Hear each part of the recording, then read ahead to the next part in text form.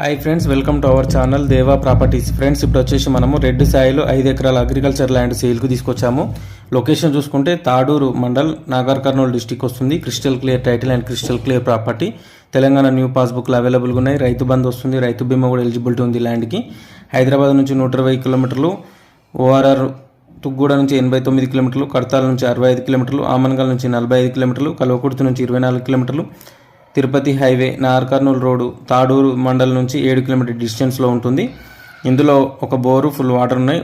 Road వచ్చేసి డాంబర్ road నుంచి 1/2 kilometre దూరంలో ఉంటుంది. అండర్స్టాండింగ్ రోడ్ అనమాట.